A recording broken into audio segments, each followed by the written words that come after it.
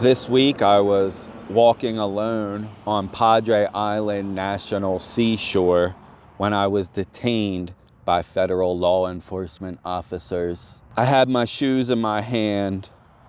I was walking through the surf.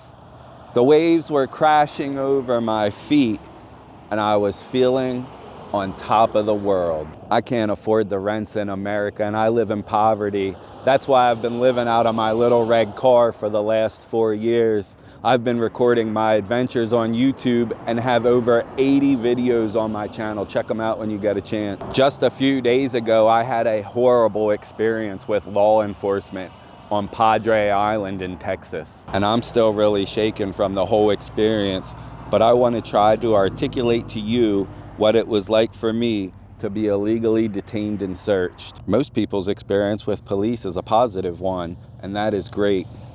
I don't want to dismiss people that have positive attitudes towards our law enforcement officers. Your feelings are valid. Also, I'm not one of these defund the police lunatics either. Our police do a very difficult job and serve a valuable role in our communities. I'm going to tell you of my personal story and interaction with the police recently.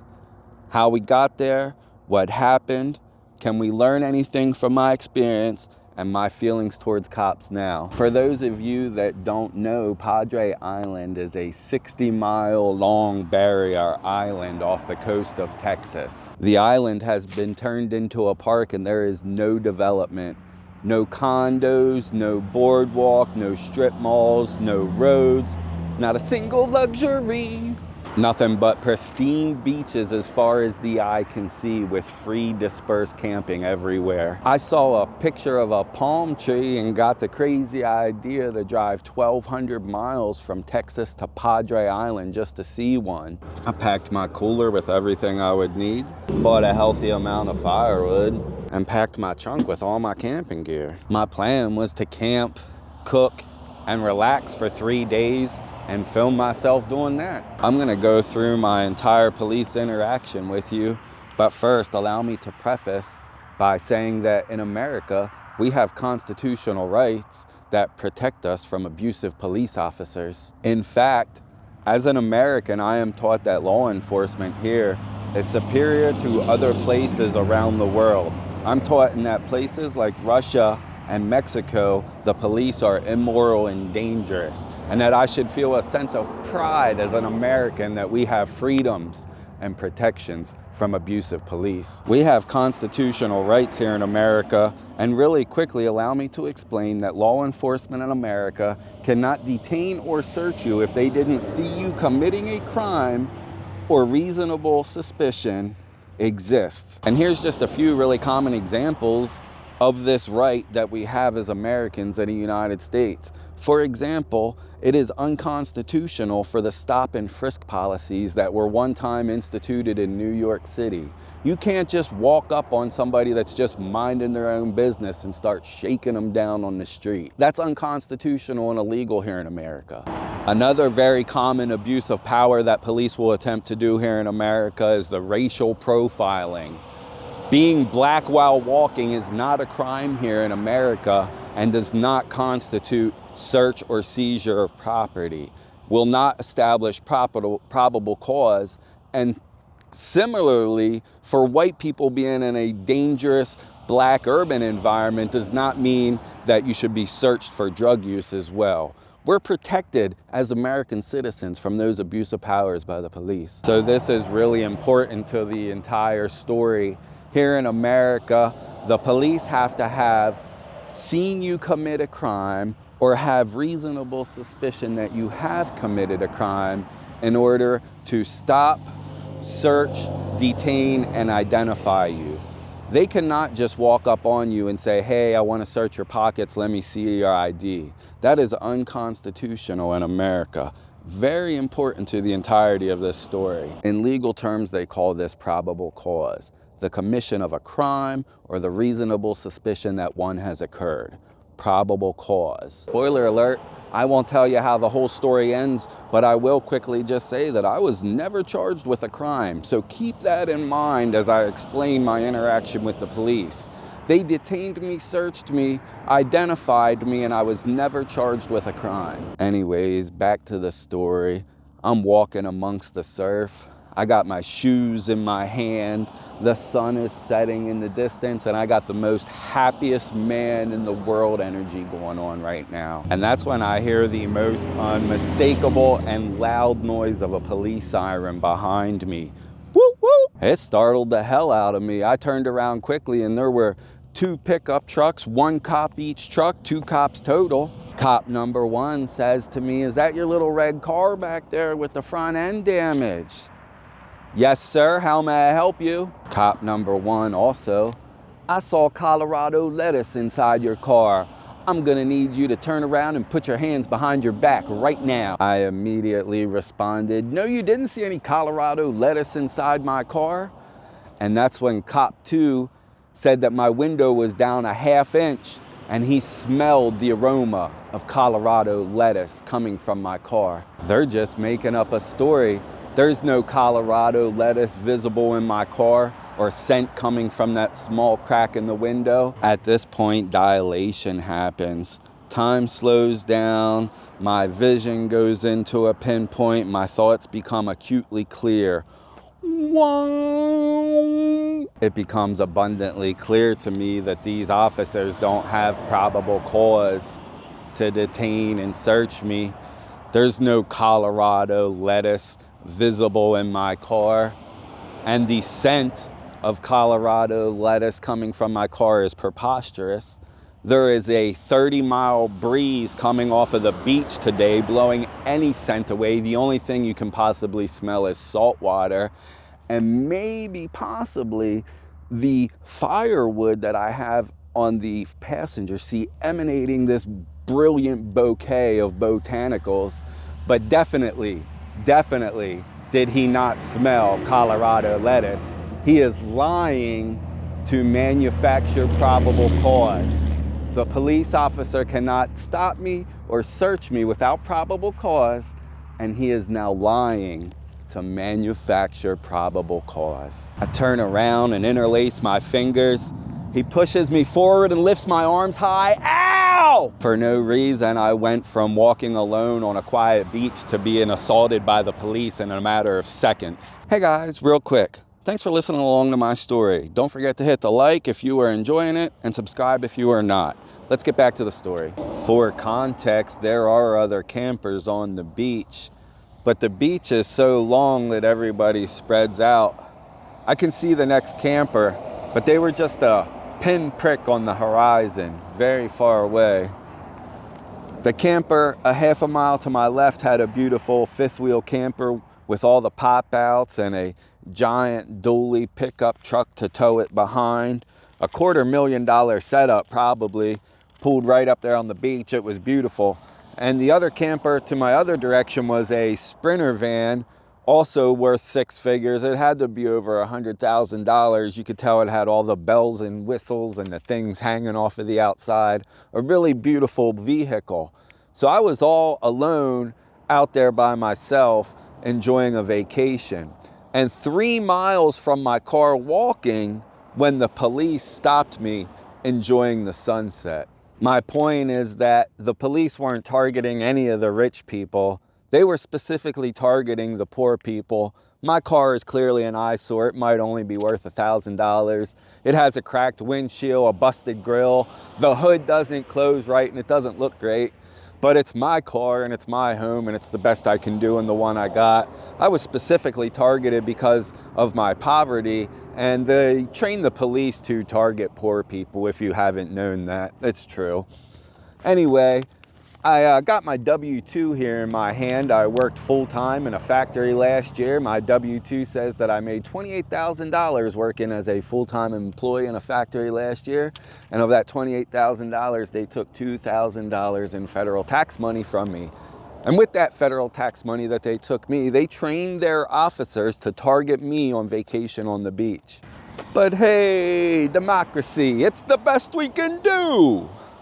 Back to the story, Cop 1 is still harassing me on the beach. Do you got any weapons on you or anything sharp in your pockets that's gonna poke me?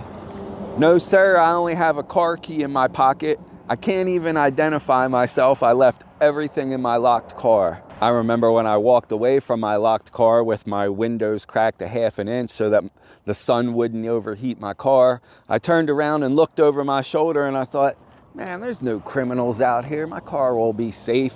You know, all my worldly possessions are in it and I'm gonna go walking out a distance down the beach. No criminals at all. I'll be safe.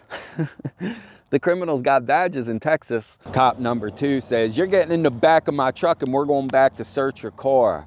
He's got my key. He's not asking permission and they don't handcuff me. I don't know why they don't handcuff me for transportation. That's standard procedure. Are they trying to be like nice cop to me now? It was very weird. We get back to the car. He's got my key. He's not asking permission to search. He just gets out, lets me out the back. His buddy, cop number 2, stands there in his best tough guy position, like sticking his chest out and flexing on me, while cop 1 takes my car key and starts ransacking my house in front of me. I'm sitting there watching this total violation of privacy and I'm getting more and more upset and angry as I'm watching this go on. He's taking all my possessions out of the car and just throwing them on the ground. It's a sandy beach. The wind is blowing sand everywhere. My home is in there. It's my pillows. He takes my crock pot out of the back seat and I'm like, oh no, you found the criminal's crock pot. Unfortunately, this is the 3rd time in my life that this has happened to me. Cops have manufactured probable cause, made up lies to detain and search me. It happened back in my home state of Pennsylvania twice. Once the state police pulled me over on the highway, said I didn't use my blinker, charged me with DUI. I didn't even use my blinker. I was traveling in the same lane of travel for 8 miles straight. I took the state of Pennsylvania to court, to trial, to fight that case, and eventually won. They dropped the charges. It was all a sham. The entire thing, there was no case at all. They charged me, pulled me over, searched me, detained me, and I had to go to trial to fight the charges. If I didn't have the resources to go back and forth to all those court appointments, I never would have won the case. Normally people just sign the plea bargains, but I knew I was innocent. So I fought them and won. Secondly, Lancaster City Police detained me one time. I was on my way walking to work. I had to catch the bus to go to work in the factory. That's what poor people do. They catch buses.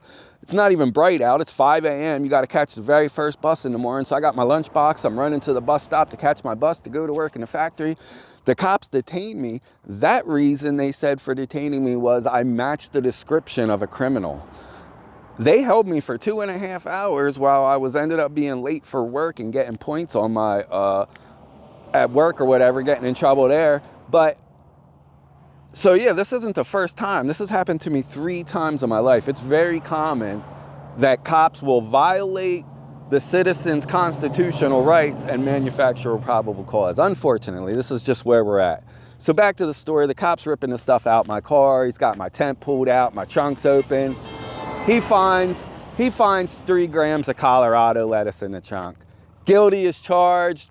You profiled me. The criminal has been captured. The entire beach is safer. The world is a better place and my vacation is ruined. Now that he's got my Colorado lettuce, I'm not holding back. I'm letting him know exactly how I feel about him, his flaccid mental state, and his lack of character as a human being. I'm reminding him that 80% of American population wants reformed federal marijuana laws to reflect the sensibility of the people in 2025. And although we don't have that, we do have discrepancies within the law that provide you to have some discretion and you can leave me alone on vacation. I let him know very clear how I feel about this man's character. I'm screaming at him. And he's telling me at the same time, I'm not gonna charge. Now he's being apologetic to me. Don't worry, man, I'm not gonna charge you. I'm not gonna charge you.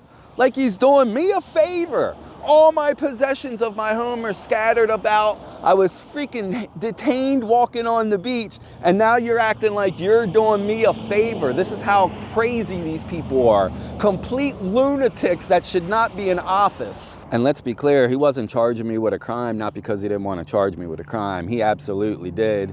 He didn't charge me with a crime because he knew he didn't have any probable cause, and if he would have took that charge to court, it would have been discovered that he didn't have any probable cause and it was an illegal search and seizure. So all the time he's acting like he's doing me a favor. I'm not going to charge you. I'm not going to charge you. He's just covering his own butt for knowing that he didn't have probable cause in the first place. Anyway, they take my Colorado lettuce and I'm just left there alone to cry and put the pieces of my life back together.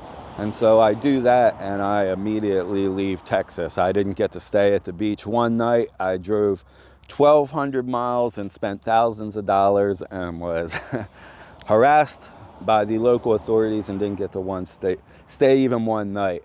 But I do want to note that 45 miles down the road, I got pulled over by a normal police officer and had an interaction. He asked for my ID, registration, car insurance, ran everything because the little light bulb above my license plate was out. Everything came back fine and he just sent me on a way. It was literally a 3-minute interaction. It was no crazy detaining and the arm pulling and the searching of the car, none of that. It was just, so, you know, two police interactions in one day, two totally separate things, and you can't tell me that's not trained and targeted. The dude's targeted me. So I got out of Texas.